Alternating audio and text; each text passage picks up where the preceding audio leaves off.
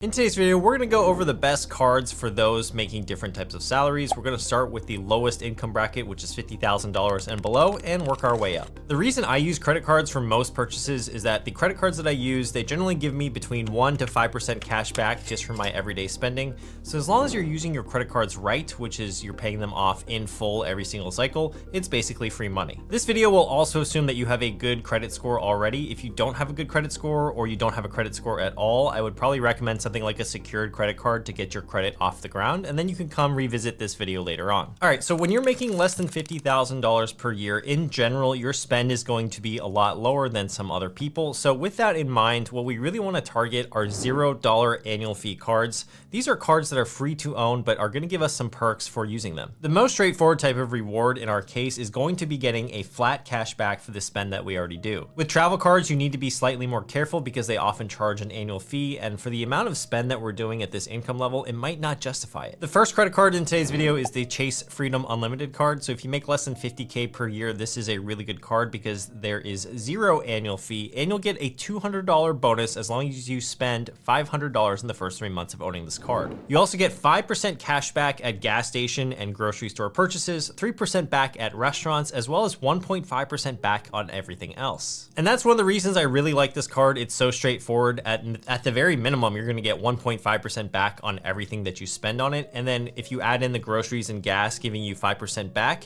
then your blended cash back is probably going to be in the 2% range. So that means if you were to spend $1,000 a month on just your everyday type of spending, that's an extra $20 in your pocket every single month. And if you did this for the entire year, that's an extra $240 in your pocket. Plus the fact for every new card member that applies for this card, you get that $200 bonus as long as you spend $500 in the first 3 months. I think it is a really good deal. Now, you must know with any of these credit cards today that the only reason that they're going to work is that if you're able to actually spend money on the cards and then pay it off on time.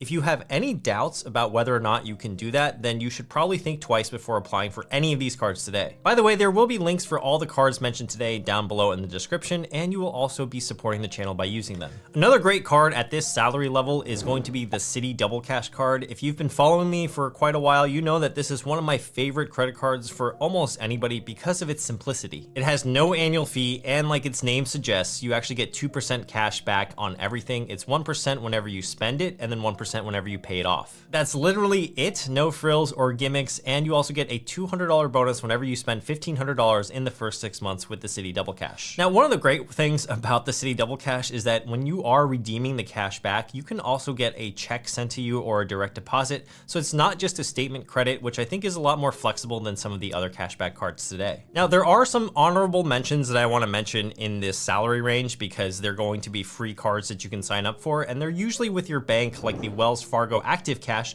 and the Bank of America Customized Cash Card. Any of these are going to be good because they're going to give you flat cash back bonuses for the spending that you already do, and they're often pretty easy to apply for because if you already have a banking relationship with these places, you can just go in and ask to see if you can apply for them. Both of these cards have a similar cash reward bonus to the Chase Freedom Unlimited and the Citi Double Cash, which is $200 back whenever you spend a certain amount of money. Lastly, at this level, a lot of people ask me about the Apple Card, surprisingly, and they want my opinion on it, and so here it is. I don't love it or hate it. You do get 2% cash back whenever you use Apple Pay, but the thing is, when you use Apple Pay, that's usually on your phone or your watch, and so even if you want to use that really nice shiny metal card, you don't get to, especially if you want the maximum rewards. The other thing I don't like about the Apple Card is that there is no sign-up bonus, and so if you're trying to get those sign-up bonuses, which is the only reason why you would want to maybe open one of these cards, then the Apple Card is just not going to offer that. Now, one of the saving graces of the Apple Card is that their app interface is visually beautiful, and it also helps any credit card beginner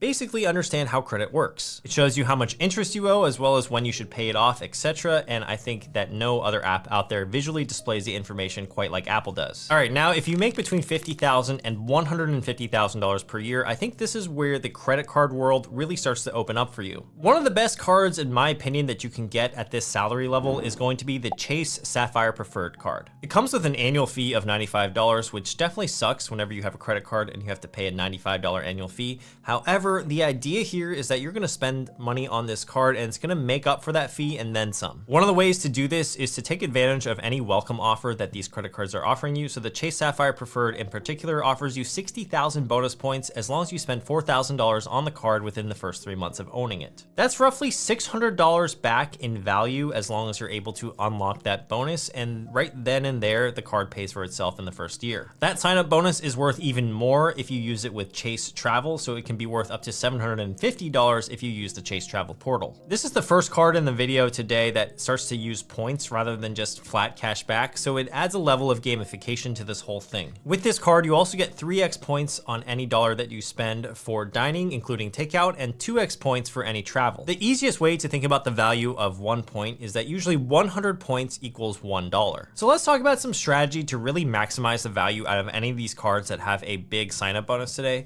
What you really want to do is to make sure you time a big purchase with the sign-up of this card. That way, you don't really have to stress about hitting that sign-up bonus at all. So with this card in particular, since you need to spend $4,000 in the first 3 months, that's not super easy if your natural spend is not already there. But it becomes a lot easier if you need to time a big purchase. Let's say you need to buy a MacBook. Let's say you're going on a bachelor or bachelorette trip and you know you're going to spend $3,000 on that trip. You can put it all on your card and have your friends reimburse you. Since a lot of the value comes from the sign-up bonus for a lot of the cards today, we really want to be confident that we can hit these spend levels without stress. In the years afterward, you just really need to make sure you're making up for the $95 annual fee of the Chase Sapphire Preferred, which can easily be done if you get 9,500 points in a single year. You can also take advantage of their suite of many perks such as Lyft points, Dash Pass for DoorDash, try saying that 4 times fast, or an Instacart subscription. There's also a $50 hotel credit that you can qualify for as long as you book a hotel through their Ultimate Rewards portal, which is pretty nice.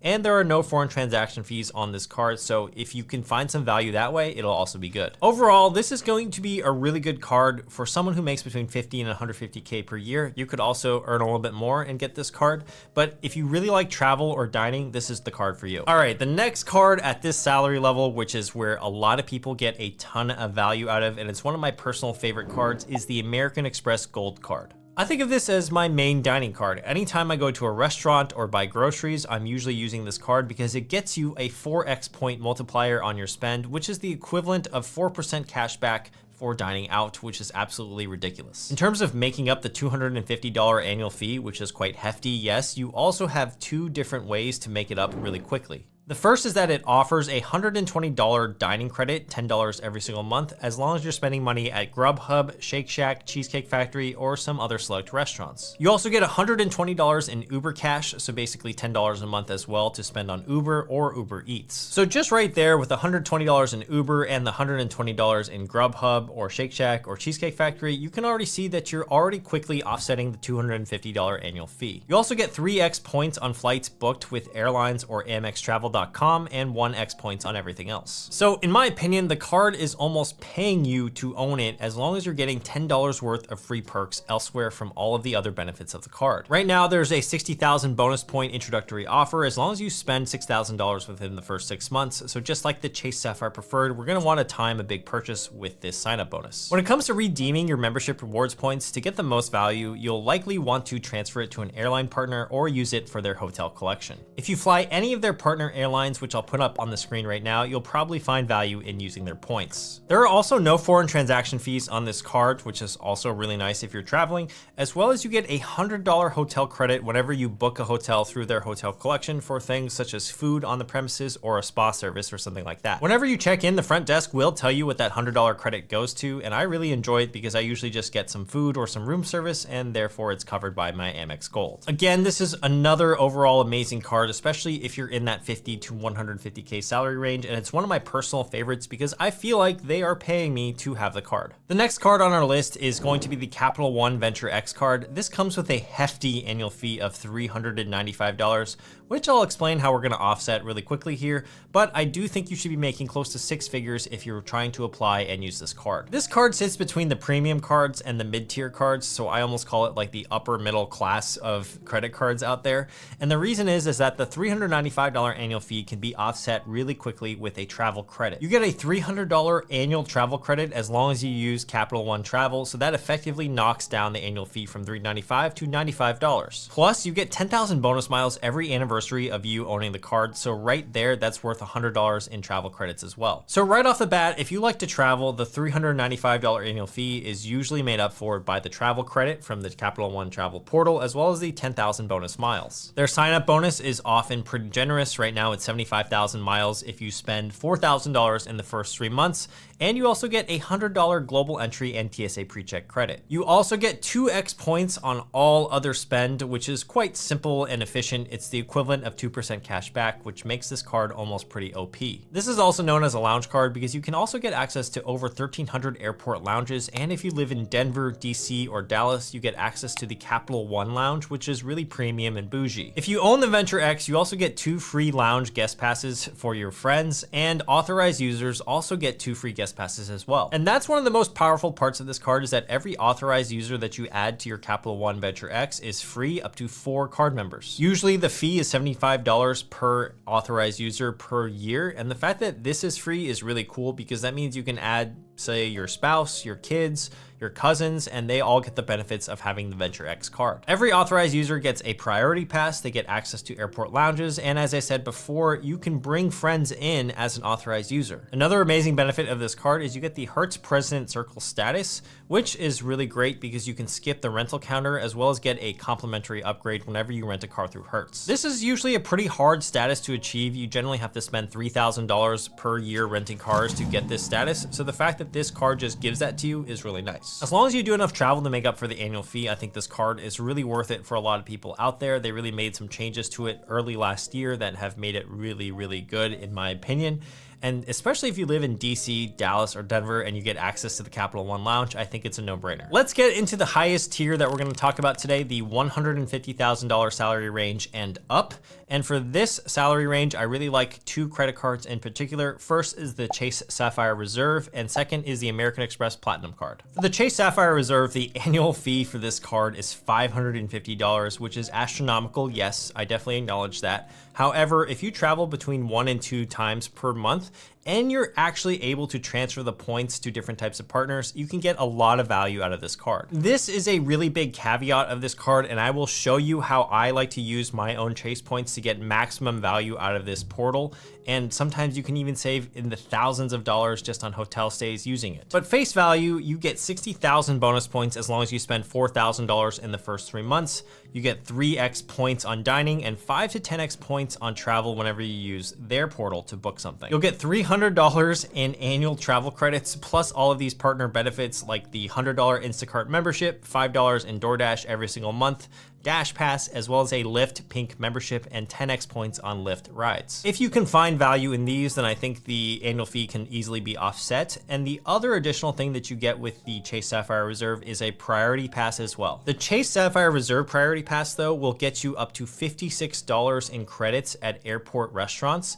And that's one of the main reasons I really like this card, and it's one of the ones that I didn't really know about until earlier last year. Basically, whenever you're traveling through an airport, if there's a restaurant that accepts a priority pass, and you can easily look it up in their app, you get $28 in free credit just for yourself for anything on that menu, and then if you're traveling with somebody else, you get another $28. You can even take the food to go or just buy water bottles at these restaurants so that you're not paying for water bottles at the airport. It's important to note that the Chase Sapphire Reserve and the Amex Platinum both get the priority pass. However, the Chase Sapphire Reserve Priority Pass will get you this credit versus the American Express ones will not. Now, this travel partner thing, how I like to use the points, the thing that I was talking about earlier, is actually transferring the points to the Hyatt portal. If you Google Hyatt Category 5 or Hyatt Category 6 or 7, you can find a full list of participating hotels. Then what I like to do is I like to check how much a room would cost in terms of points and then just compare it to what the normal rate per dollar is. For example, I went to Category 8, which is the highest tier of Hyatt properties there are, and I selected Ventana Big Sur, which is this really fancy hotel in Big Sur, California. You can see here that a normal room would probably cost you around $1,600 to $1,800 per night, which is absolutely insane. But with Hyatt points, it would cost you 45,000 points, which is the equivalent of $450. Right there alone, I know it's a very extreme example. If you booked with points rather than paying them with cash, you save over $1,300 per night. And this is just one example of how I use the Hyatt portal to maximize my chase points. In fact, when I went to LA last year, I went to the Taylor Swift concert, which I know is pretty funny, yes, but I got my Hyatt hotel there for the equivalent of 12,000 points a night, which is $120 per night, when the normal going rate was $380 per night, which I think is a fantastic deal for me. Taylor Swift though, while it was fun, I do think it was very expensive, and it's not like I could use points to pay for those tickets. Anyway, that's how you maximize the value of the Chase Sapphire Reserve, and it's one card that's been in my wallet for a very long time, and especially if you travel, I think it's a really good thing to have. All right, now let's talk about the American Express Platinum card, which is basically just a glorified coupon book, which I know it sounds a little bit weird to say that, but I'll explain. So this card basically requires you to pay a hefty $695 annual fee, but here's everything that you get with that annual fee. First, you get a $200 hotel credit, you get a $240 entertainment credit, so $20 back on subscriptions like Disney Plus or Hulu or ESPN or Wall Street Journal.